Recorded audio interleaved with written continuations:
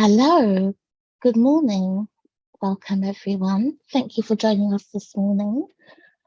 My name is Deneen Rowe, and I am a project manager for the Town and Country Planning Association and Planning Aid for London. We hold workshops and a series of events to help residents in London better engage with the planning process, which I think is a topic that has some crossover with what we will be speaking about today. But before that, I had the pleasure of being the developments manager at Centre for London, where I was heavily involved with the development and delivery of this project. I am very passionate about this research and this topic and finding new solutions to help Londoners move towards active travel and to meaningfully engage with the topic. So to talk a bit more about how this project came about, obviously Centre for London, as you all know, is a think tank and seeks to solve London's most pressing issues. They work with policymakers and city leaders to think about the longer term issues and solutions for the city. That is done through convening and collaborating with London's leaders across sector, releasing research and evidence on a range of topics to do with the built environment, skills and opportunities, and London's future as a global city, as well as raising awareness and advocating for different issues that affect London especially. So this project is very much building on work that Centre for London released previously about the future of curbside management and public road space in London, as well as a commission on a future of London's roads and streets. The topic of low traffic neighbourhoods and traffic calming measures obviously saw a huge spike during the pandemic, which engaged a lot of people, which is always great. Some in great and very happy ways, others not so much. But obviously as a city, we know that we have to take big strides towards meeting our climate change targets, and the way that we move around the city is a huge part of that. So before we start the discussion, I just wanted to say that this is not a back and forth about LTNs and whether people like them or not. I'm sure everyone has their own next door groups, Twitter hashtags, and various other social media groups for that.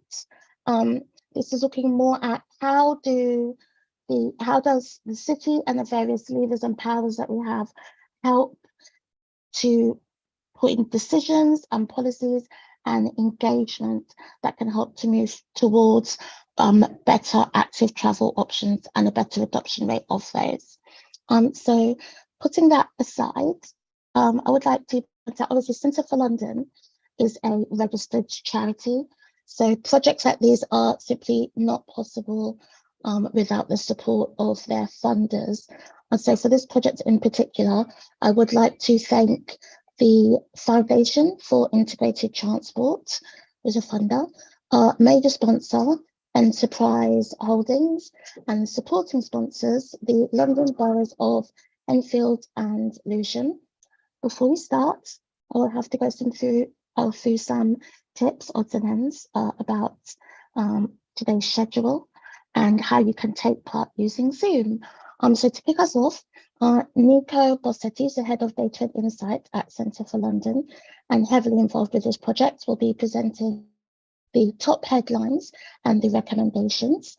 And then just after 11:15, I will then introduce our expert panel. That's not an opinion, it's just fact. We will open up and discuss this topic and share initial reactions to the report. And we will then open up to you. You are more than welcome to use the Q&A function on the chat, And obviously, to avoid sort of having the same types of questions coming through, please opt for questions that you think will cover a similar point that you would like to see explored. And I believe our colleagues in the public affairs team will also be keeping an eye on Twitter. So people who are watching on YouTube will be able to engage that way as well. We won't be using the raise hand function. So if you could focus on the Q&A function, that would be great. Please get your questions in nice and early and during the topic. I'm sure that lots of things will pop up. And just in case, if you want to follow up on the hashtag and follow there, on Twitter, it's hashtag London LTNs. And now, without further ado, I have the pleasure of handing you over to Nico Bossetti. Thanks very much, Deneen. And I want to thank the whole team at Centre for London because this is very much a whole team endeavour. So thank you everyone for your great work. I'm going to talk about 10 to 12 minutes about the findings of our report. But I want to start with what actually are LTNs, because the question is worth asking, because not all LTNs look the same. The common feature is road access restriction, but schemes vary in terms of the timing of restrictions, what vehicles are allowed through, and how many streets are included in a scheme.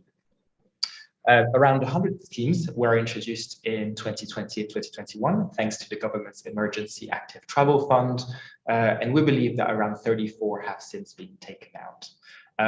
But we know that similar schemes have existed before. There are around 3,700 schemes in London that were pre-2020. For those of you interested in these things, the first ever low traffic neighborhood was in the Beauvoir town in Hackney, and it is still there. So I thought it was worth looking at the problems that LTNs are trying to address. Danina said a little bit on those. As you all know, London has the worst traffic and air pollution in the UK. And we've seen a particular issue with traffic on minor roads, where it's risen by 57% between 2009 and 2019. Now, people have told us there are 4 reasons for this. Population increase, but also the growing use of home deliveries, of private hire vehicles, and also the fact that many of us now have sat navs that sometimes route us through residential streets. The Mayor Transport Strategy aims for 80% of trips to be made by active travel public transport by 2041. But since the pandemic, we seem to have gone into reverse. The proportion of trips made by car has actually increased from 37% to 42%, setting us back from the Mayor's target. And more cars on the roads means that we are less likely to find it safe or enjoyable to be on foot or on a bike on that same road. And also the more cars on the roads and the more injuries there are. So we know there's been fierce opposition to LTNs in many London boroughs, and we know there are really strong views on this policy. It's probably the most controversial subject I've worked on at my time at Centre for London. So the question for us really was, how can we reduce private car use on local streets while bringing all road user groups on board, and do LTNs help with this? To answer this question, we did some research. First, we reviewed all the impact studies that we could find on low traffic neighborhoods. We then brought together people who've been delivering these schemes from across London boroughs and Transport for London to understand what could be learned from their rollout. We also, on top of that, conducted interviews with mobility experts and campaigners in favor and against LTNs. And on top of that, we kind of benefited from the kind of brilliant expertise of our advisory group. So thank you to all of you who are listening today. So I want to start with what arguments were made against low traffic neighborhoods. The first one is the lack of advance notice and consultation, because many of the LTNs introduced during the pandemic were brought in using experimental traffic regulation orders, and these allow for consultation to take place after a scheme has been introduced. And that led some people to feel that LTNs were imposed on them. There are also concerns that LTNs merely displace traffic to peripheral roads, and that they don't do anything for people who live on major roads who already suffer from the heaviest traffic.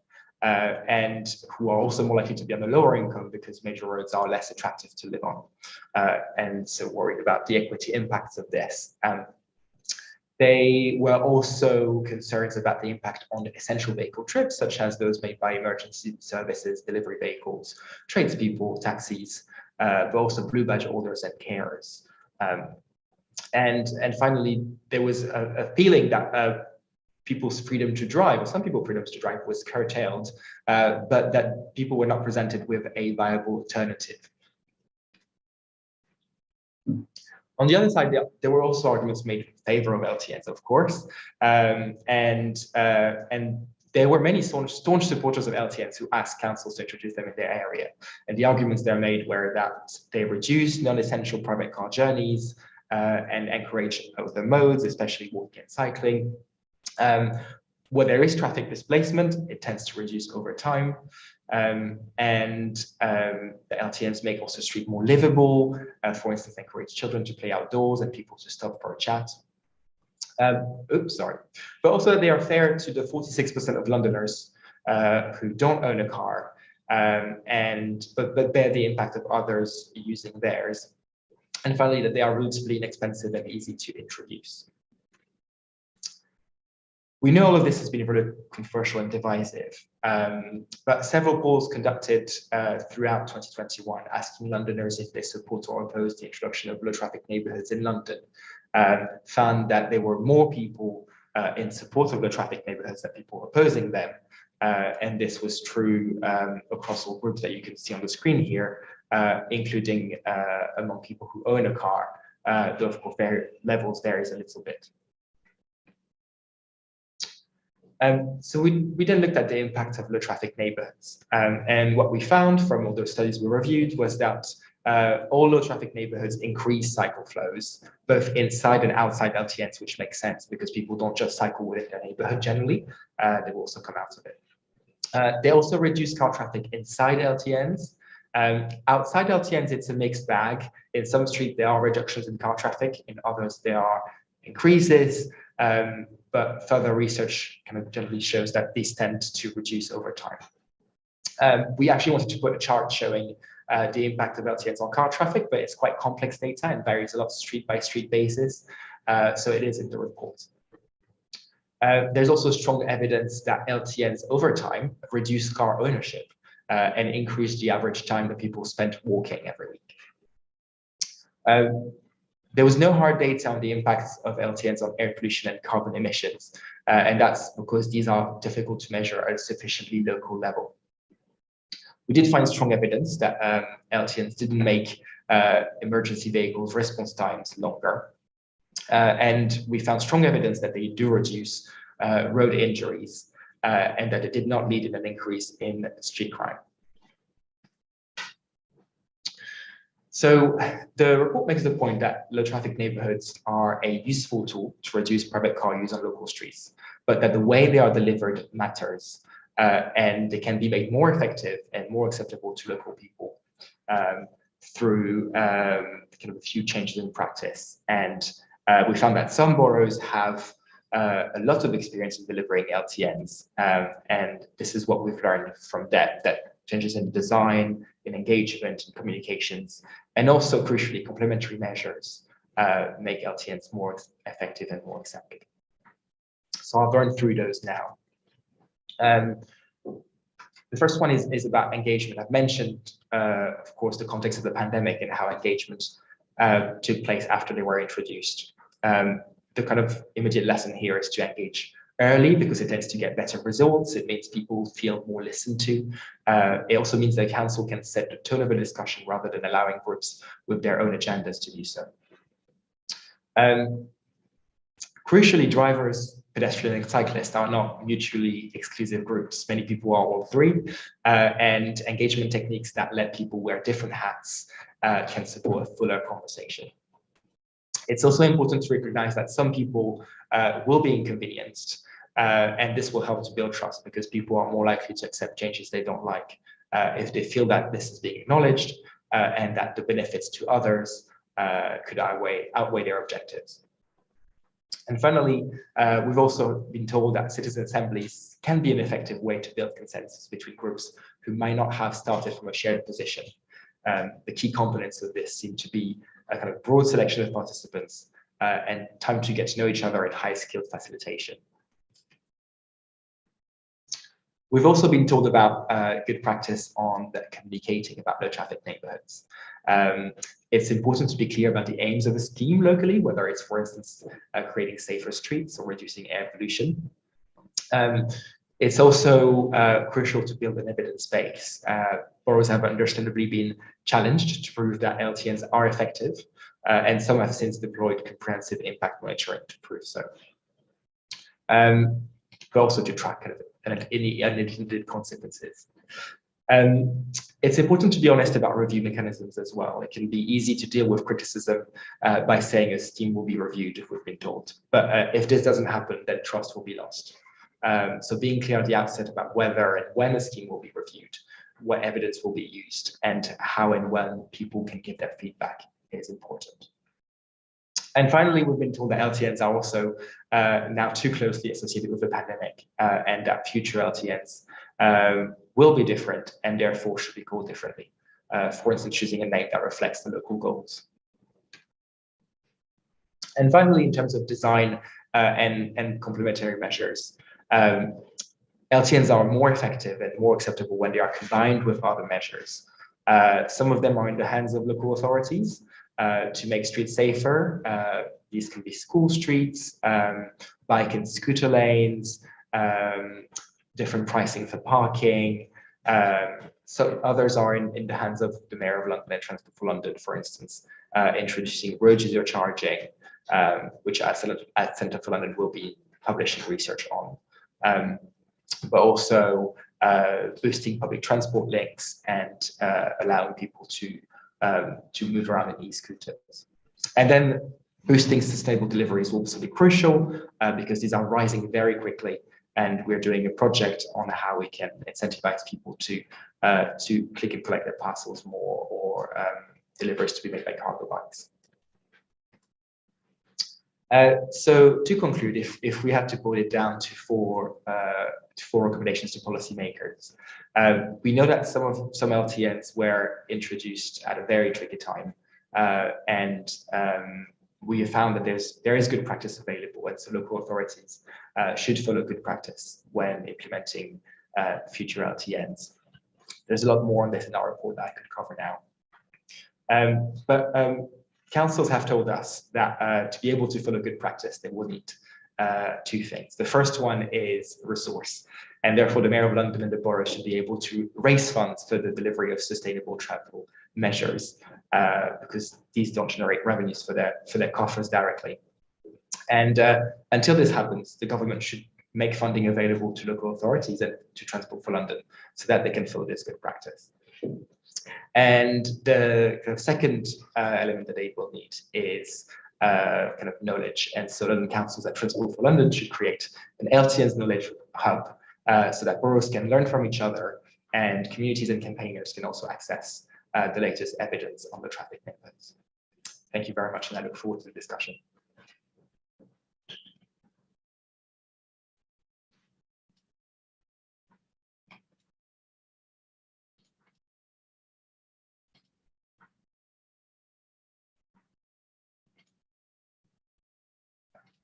Thank you, Nico.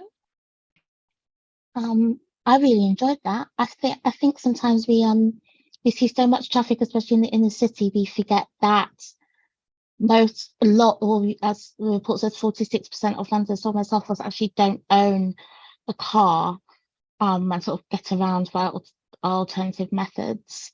I also found interesting that a lot of the support tends to go cross-party and is quite heavy, but the opposition is quite smaller, but louder, and in some ways very effective. I hope that we get to touch on the idea of a hub supported by London councils and TfL. I think that works a lot with community engagement and sort of looking at that part of it. So I hope we get to touch on that. But with no further ado, I am now very pleased to introduce the panel. Firstly, I would like to introduce Councillor Meta Coban, MBE from the London Borough of Hackney. I would also like to welcome Alan Benson. Neely MBE also here with us from Transport for All. Also Andy Bland, who is Head of Sales for London and South East England at Enterprise Holdings. And finally, I'd also like to introduce Councillor Sarah Merrill from the Royal Borough of Greenwich. Thank you very much for joining me this morning. Just a quick note again before we begin. The questions are rolling through, which I'm very happy to see, and I'm sure the Centre for London team is happy as well. So please remember, you can also add your own questions throughout the session, and please upvote ones that you would like to push for me and the panel to give an answer to. So maybe if you kick off with a few general questions. One that I thought he was quite interesting. So start with quite a general question. What place do you think that LTNs have amongst a broader suite of policies aiming at meeting our climate targets, our road safety and net zero? I think I'll start with Meta for that one. Yeah, thank you, Adeline, and thanks to Centre for London for having me, and thank you to Nicholas and the team for such a great report. I mean, look, firstly, I think, you know, LTNs are part of a wider package of measures, as it's obviously been alluded to in the presentation, that needs to happen. Like, for example, if you take Hackney, where I'm from, we've been rolling out sort of traffic calming measures for the best part of a decade, and that's everything from, you know, 20 miles per hour, making sure that we're improving the conditions for people to take public transport, so bus priority, for example. That's really important too. Obviously, cycle lanes to make it, you know, make people feel more safe to obviously to cycle on the streets whilst they're commuting to work. So there's a wider package of things that need to happen, like car-free development, you know, how we reimagine the public realm. These are all the sort of things that need to happen, you know, and you need to make sure you also need to have alternative you know, modes of transport. So, you know, having, you know, dockless bikes available for residents to be able to use. Car clubs, you know, again, you know, whilst we're trying to discourage, you know, car usage because of the pollution levels, you want to try to, for young professionals particularly, who you don't want them to sort of encourage them to buy a car, but if they need to drive, if you've got the provision for car clubs, they may want to sort of take that up, especially if it's electric as well. So there's a whole package of things that you need to do, but ultimately this comes down to, you know, what type of neighborhood do you want to live in? I'm in New York right now, actually, and pollution levels are absolutely crazy in New York too. Hence why I'm coughing still. I just came back from a run, and you know, in London, in Hackney, for example, where I'm from, the pollution levels are not sustainable. And when you look at the population of Hackney, 87% of people either walk, cycle, or take public transport, and only a third of our households have own cars. So most people in Hackney actually don't drive. So it seems quite, you know, unfair that people have to suffer with bad air quality, and particularly people of, you know, minority backgrounds who have to suffer with the associated health risks related to that. So, you know, the LTNs are part of a wider necessary measures that need to happen, not just because it's important to save our planet, because it fits within a wider agenda on tackling the climate crisis, but actually it's about trying to make sure that we're giving places giving people the places that they deserve to live in, and, you know, in areas where they can enjoy, and when they're walking down the street, they're not just rushing to get home, but actually they're enjoying that journey to go home. So absolutely yes to LTNs, and so much more work needs to be done. Thank you, Meta. Sarah, it'd be interesting to hear your point on this, because I know Greenwich took a slightly different route in terms of traffic calming measures, right? Yes, so the first thing to say is I appreciate that a lot of the boroughs are different, and Greenwich will probably consider itself more of an outer London borough. Without going into, at the moment, the specifics of the big scheme that we took out, I just wanted to say a couple of things, if I may. So the evidence in the report, and Mete's just highlighted as well, says that LTNs increase cycling and walking and the quality of life within the LTN area, and I think that is undoubtedly true. And it's also stating the obvious, because of course you would, because you've reduced through traffic in that area. So of course, if you can't drive through it, if you live there, you're going to walk through it. So there was never any dispute in Greenwich that the quality of life in that area was improved. So forgive me, I don't mean to go off piece too much. I'm going to come to a point, but you also you question the displacement of traffic, and you say that this will reduce over time. That wasn't the experience in Greenwich at all. There was displacement of traffic, and it was significant to the east side of Greenwich Park, and it didn't reduce at all throughout the year. So without going on more about that, there are just three quick things I want to say sort of in general answer, because we talk about school streets, we talk about last mile delivery, etc. But the problems that we've had are school traffic, commuter traffic. And I think the problem with LTNs is that they're very good in principle, but that we're actually not bold enough in our thinking, and we're not brave enough in our thinking.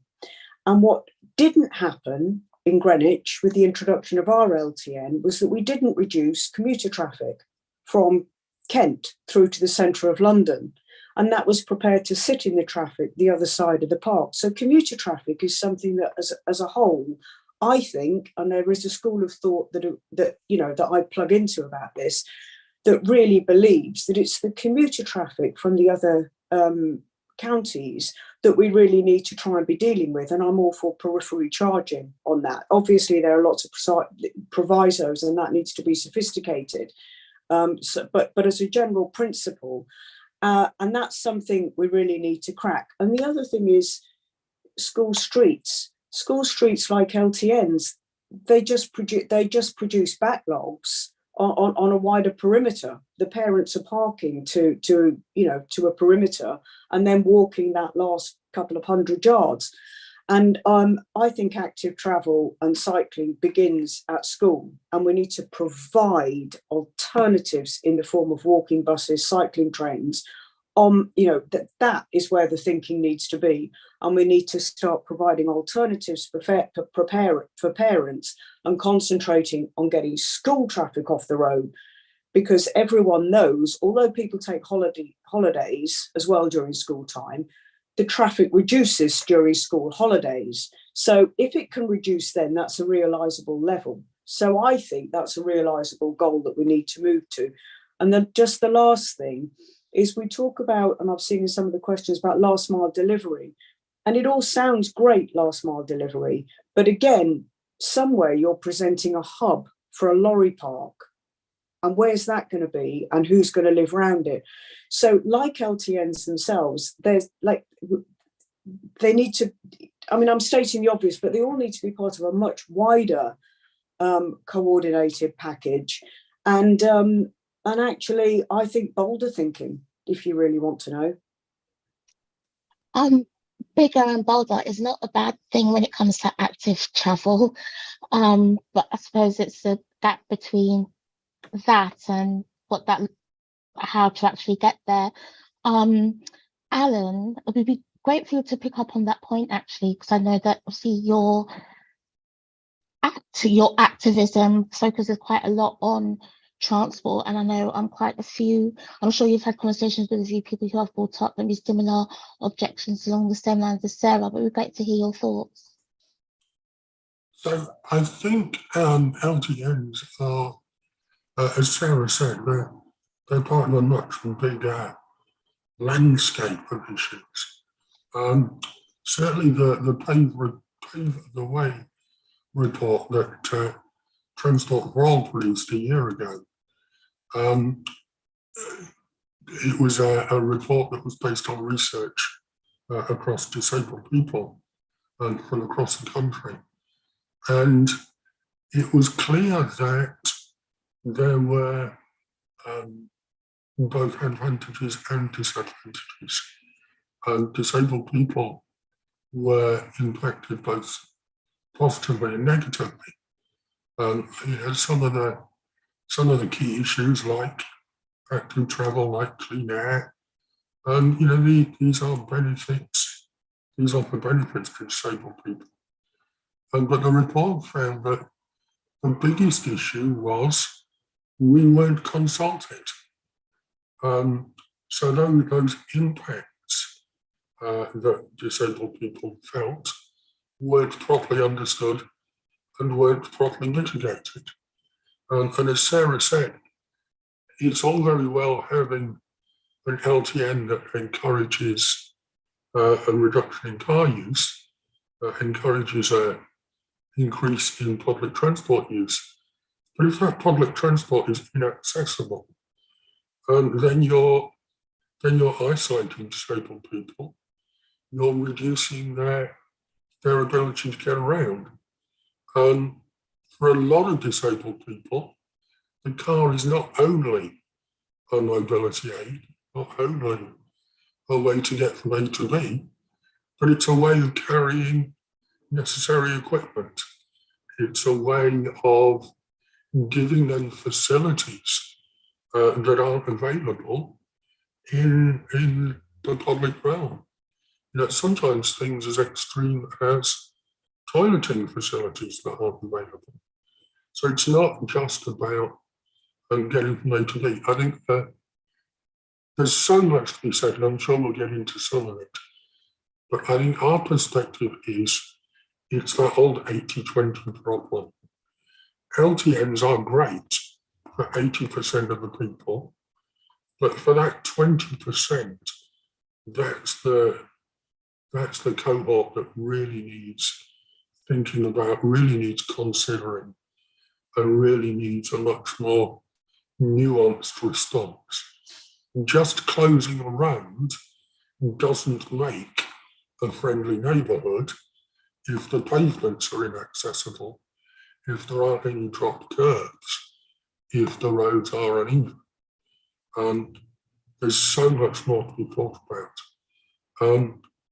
And around disabled people specifically, and this is something that I think planners and councillors struggle with, different impairments have different, sometimes conflicting requirements. So as a wheelchair user, tactile paving for me is really uncomfortable, but it's absolutely essential for blind and partially sighted people. So the skill is to properly assess and come up with solutions to that dilemma. And I would mention the City of London tool that they developed that allows you to quantify exactly those kind of decisions in the urban realm. I'll shut up and let other people have a word, but it's a complicated problem. It is. Andy, I think you're probably the best place to come in this because Enterprise and some of the companies have got a unique role, I think, in helping with traffic calming across the city. Would you like to speak a bit more about your role in that? Yeah, absolutely. And I think, Alan, Mette and Sarah have all mentioned that LTNs are just one part of the solution. And I think, the easiest way to create traffic-free streets or lower traffic neighborhoods is to look a little bit more wider at car ownership. And, we know, and it's clear that policymakers are setting a clear direction of travel. They want to accelerate the shift towards a world where we don't need our own private vehicle to get around in our cities. And it's right. The COMA report shows that for every car club vehicle on the streets, you displace 20 private vehicles. For Enterprise alone, that means we've taken off 28,000 vehicles off the UK roads, and daily rental vehicles actually, remove even more. I definitely agree with Sarah that we need to be bolder here.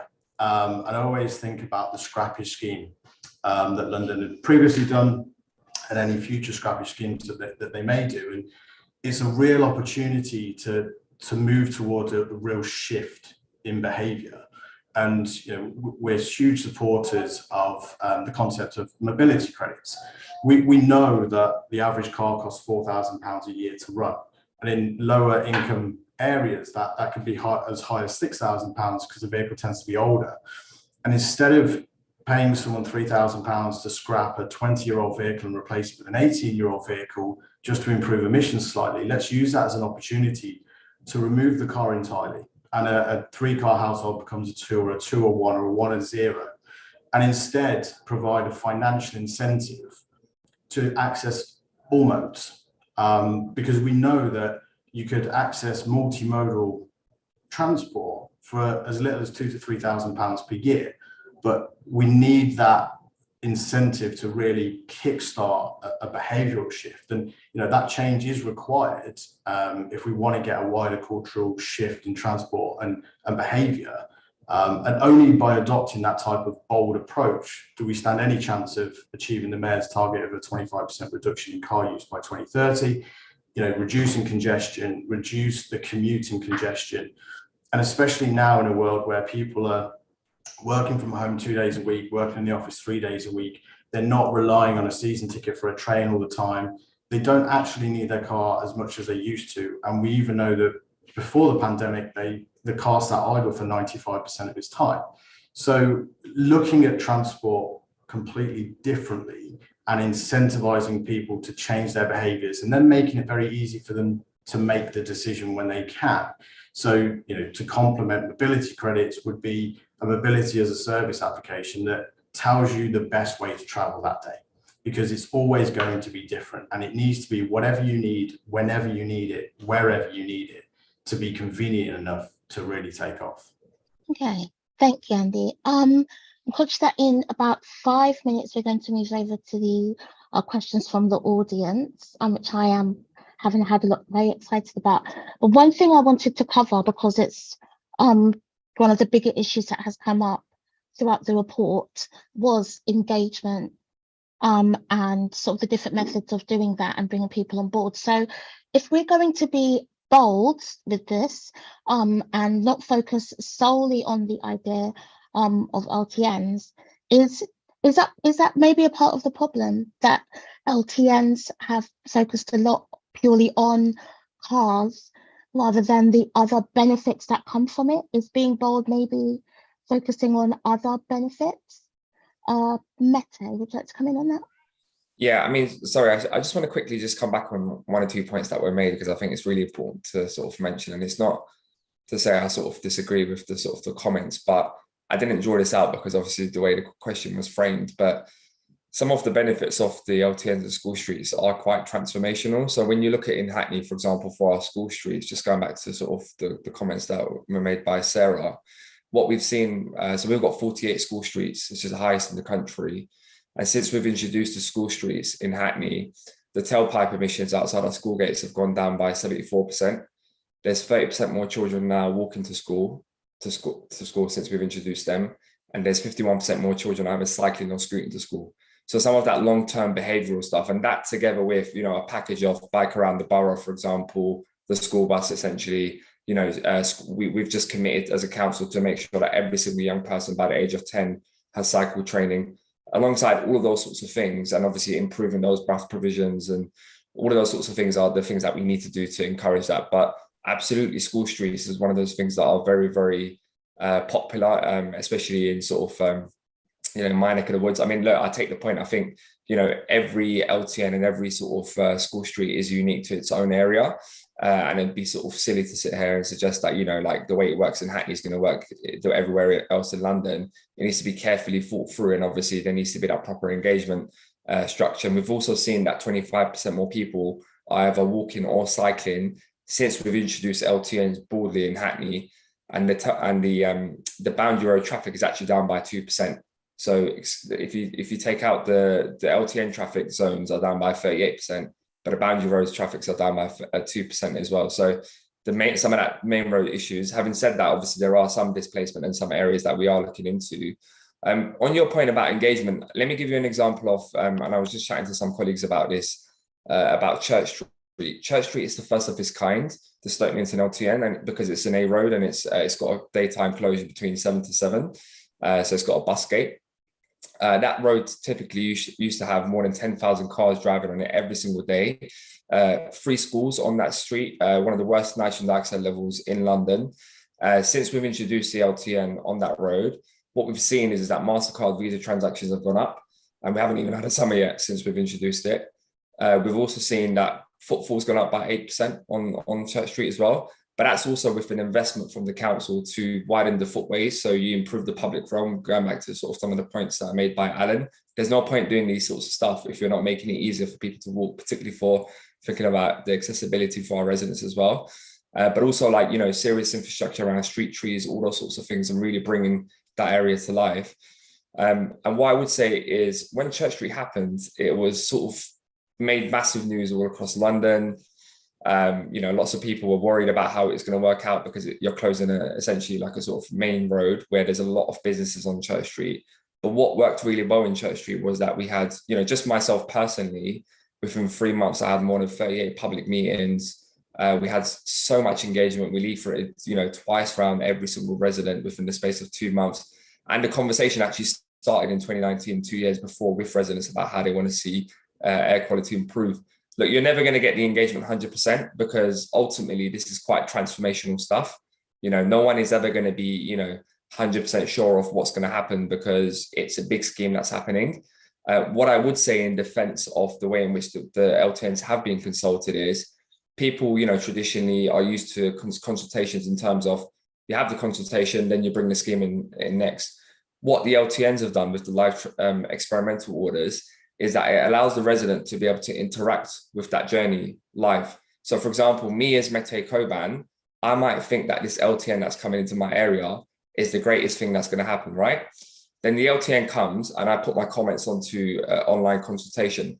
3 months later, I may have noticed that on B Road, for example, traffic has been displaced. I can go back onto that platform and then update my comments. 6 months later, I might go on and say, actually, I think this is the worst thing that's ever happened, and I can update my comments. So what the live experimental order and the live consultation allows us to do, it allows the council to be able to respond to issues that we notice live.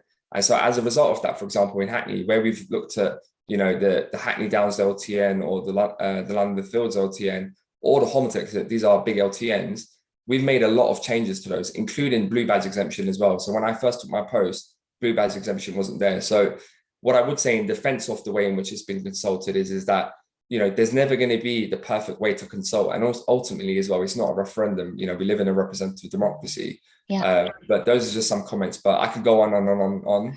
So I'll pass back over to you. Thank you. Alan, I are quite interested in hearing from you about, obviously, Mete brought up the fact that LTNs and has brought about sort of changes in the local infrastructure and sort of greenifying areas and better footfall. I wonder if maybe did that help to bring up some other issues about mobility on sort of public roads that might not have been brought up maybe without this whole happening?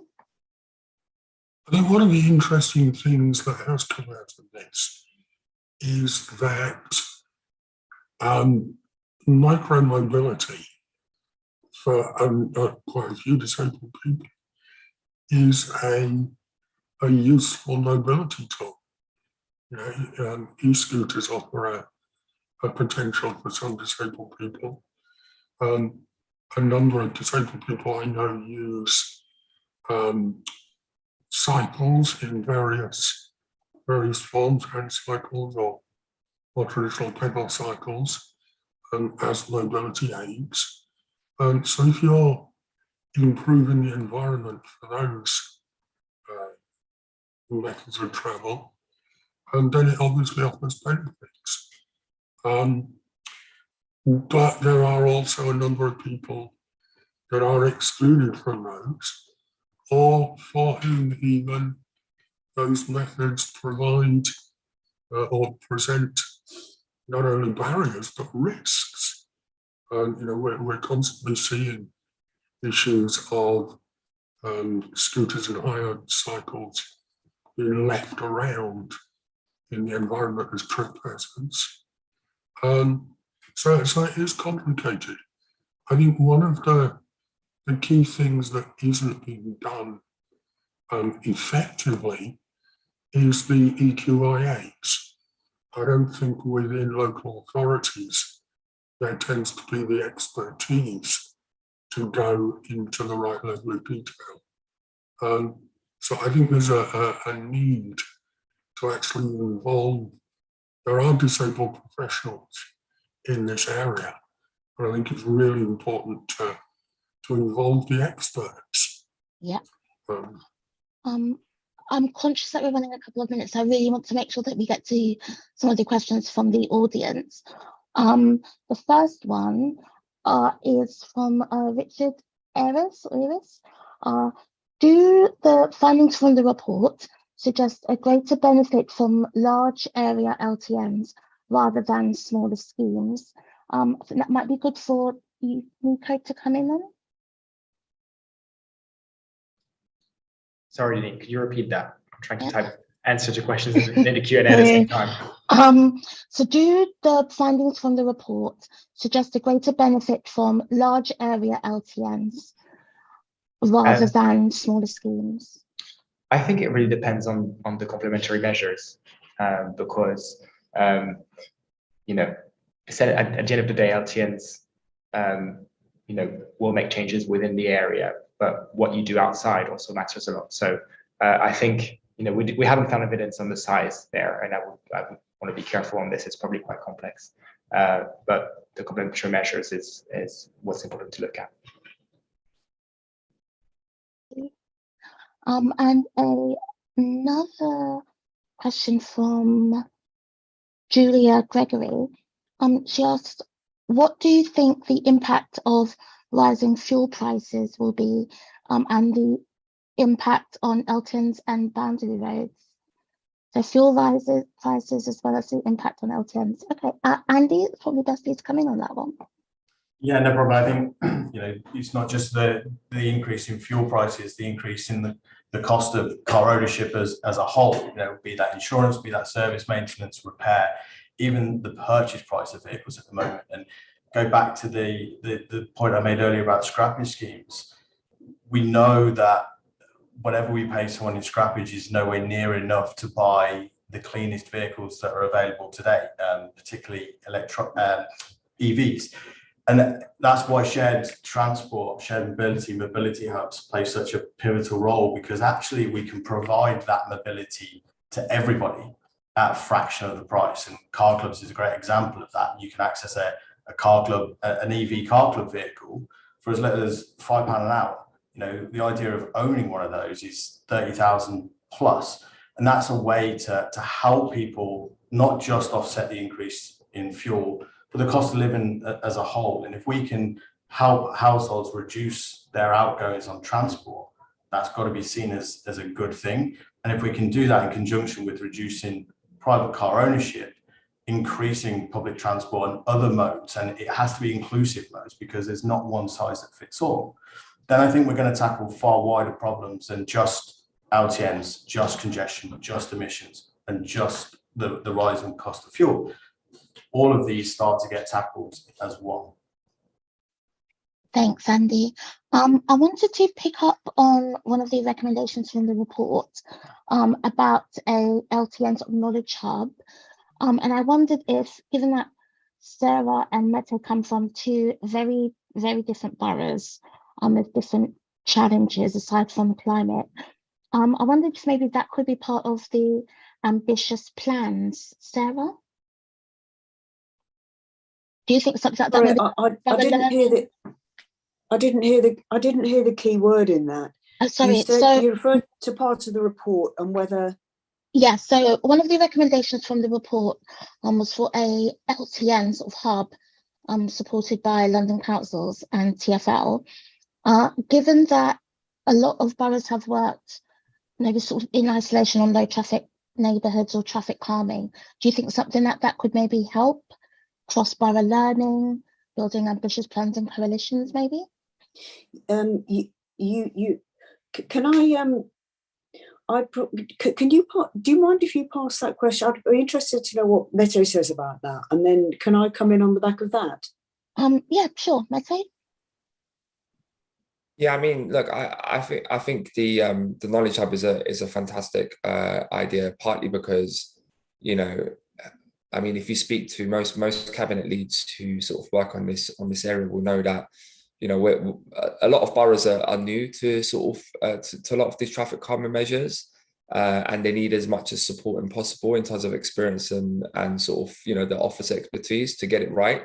You know, as I say, in Hackney we've got we rolled out over 20 LTNs since 2020, and we've got LTNs going back to 1970s. So you know, particularly for some of my, you know, transport officers, they're quite experienced in sort of the rollout of LTNs, and, you know, if they can be used to sort of supporting other boroughs in terms of, you know, what are the, you know, the top 10 things you need to be sort of doing, what are the mitigation measures that you need to be thinking about, you know, like contacting sort of, for example, navigation apps through TfL, or for example, the pre-engagement that needs to happen, all of these sorts of things that, you know, the signaling of the lights, you know, all of those sorts of things I think is really, really important.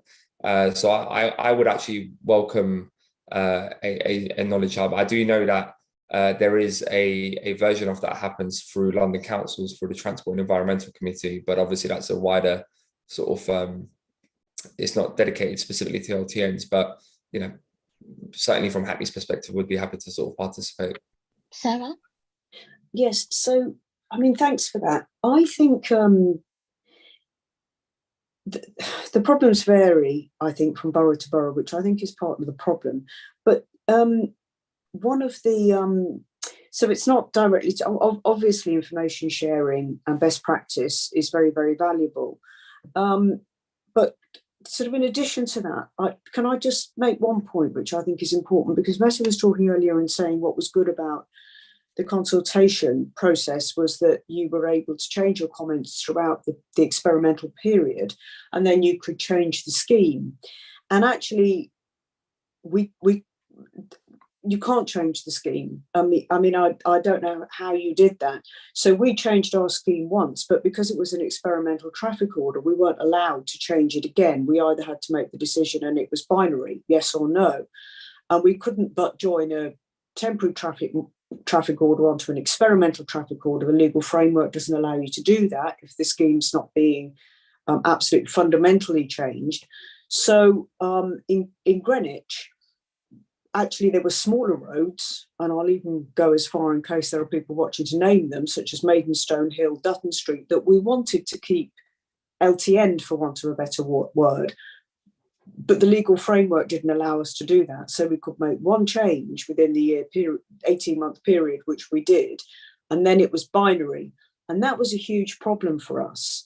And so in the consultation process, we couldn't really get that across either. And of course, there was a lot of anger created by the scheme from either side of the park and all the rest of it, and those in favour and those not. And we just couldn't really cut through that. We were straitjacketed, really. And so that's all part that, you know, I hope that an information hub and best practice could actually change the legal framework. So going back to a few questions from the Q&A, Claire has asked if we think that the road safety benefits of traffic calming measures could be something that is promoted more, rather than focusing on the pushing down the use of cars. Would it be better to focus on road safety benefits? Alan, do you think that might be maybe shifting away from focusing purely on transport? Is that something that came from any of your work findings? Yeah, I mean, I think we all want to reduce. We all want to reduce accidents and improve road safety, but LTNs for people are very personal. It's about the very personal impact that they have on their daily life, on their ability to travel. And I'll come back to something that Andy said about being able to use car clubs and hire cars and things. For a lot of disabled people, those vehicles are just not adapted. There is no such thing as a wheelchair accessible car club. You look at scrapping schemes, it's no good for a lot of disabled people trying to get electric vehicles, for example. You cannot adapt an electric vehicle and to carry wheelchairs. The battery space is needed. And as I've said over and over, public transport, integrating public transport, and public transport is key, I think, to improvement in road safety. But a bus of 65 people has got one wheelchair space on it. So until you look at integrating all of the safety, all of the transport infrastructure with all of the schemes, then you're going to come across a lot of individual problems. And that's part of what the consultation and the EQIAs that we've been talking about today are addressing. Thanks, Alan.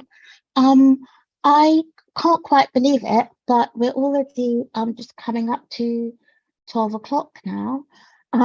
So I think we are now on to I want to give each of the panel members an opportunity to share just a final reflection on what we've discussed today, sort of any final points. So a couple of lines each, please. We'll start with Andy.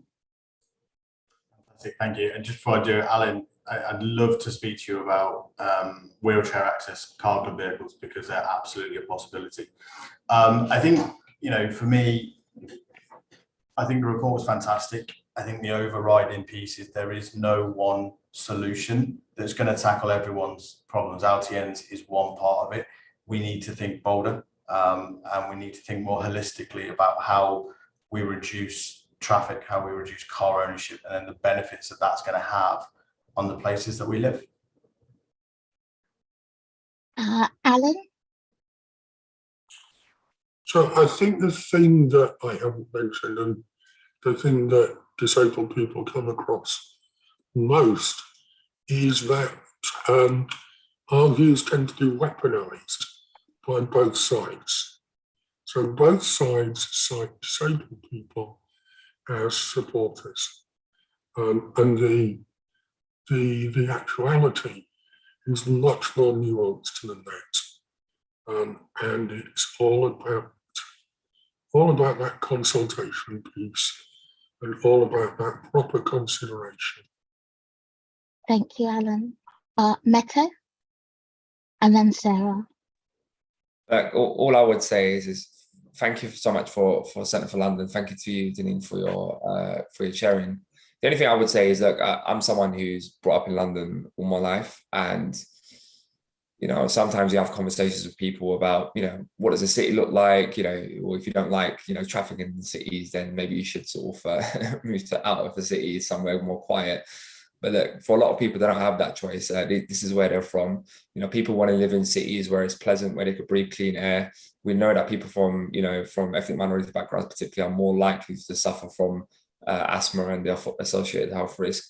We have to reimagine, our neighborhoods, and LTNs are ambitious. Yeah, of course it is. And, look, people like me, we get into politics to make a difference. We don't just get into politics to just sort of keep things ticking and sort of make life easier for ourselves. So yes, like Julian's comment on the Q&A, it does need political leadership. And actually, I know this is not a political event, but actually what we saw that came out of the local elections is that, people were absolutely behind and supportive of these measures. And even in the poll that we done in Hackney, which was an independent poll, we saw that more than 50% of people supported these measures. So we just got to keep carrying on being ambitious. People will appreciate it in 10, 15 years time. And hopefully, they could breathe much more cleaner air and live in much more better neighbourhoods. Thank you. Sarah? So I think the ultimate goal is admirable, and I would agree with that.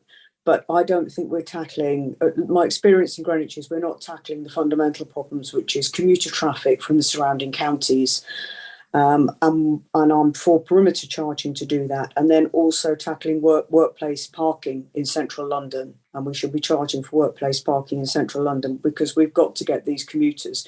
The commuters are coming through our boroughs and they're not being punished, but our own residents are feeling the heat. We've had, an internecine war, and it's our own residents who pay our council tax who felt the brunt of that. Meanwhile, the man in his Aston Martin from Kent is still driving up Western Hill and going into central London. So I think that's a fundamental. Freight, I know, is a much bigger issue and a whole other seminar, but needs to be looked at.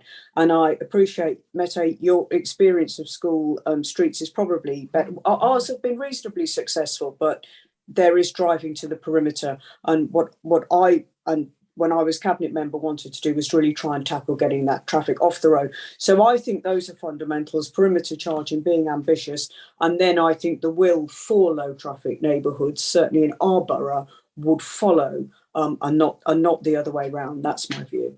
Thanks, Sarah. Well, there's nothing else left for me to do today, apart from to wrap up what I have found to be a scintillating conversation. I don't think anyone thought that we would come out with a consensus. I think the one thing that we're all joined on is that the conversation doesn't end here. We've got big targets to meet, and low traffic neighbourhoods, traffic calming measures are one small part of it, but there is room to grow and develop with bigger, better and bolder ideas. And as a think tank, I'm sure that Centre for London will be at the heart of making that happen. So with that in mind, I will direct you to please keep the conversation going on Twitter. The hashtag is LondonLTNs. The previous colleagues at Centre for London in the External Affairs group would have shared the link in the chat. I want to thank the panel, Andy, Alan, Mette and Sarah. It has been fascinating for me, and I've been engaged in this topic for 3 or 4 years. So I'm very excited about it. I'd also like to take a minute to thank the team at Centre for London who worked on this project. It was an absolute joy, and please keep the conversation going. Please head to the Centre for London website to find out more, and enjoy the rest of your day. Thank you to our sponsors, the Foundation for Integrated Transport, major sponsor Enterprise Holdings, and the London boroughs of Enfield and Luton. Thank you very much.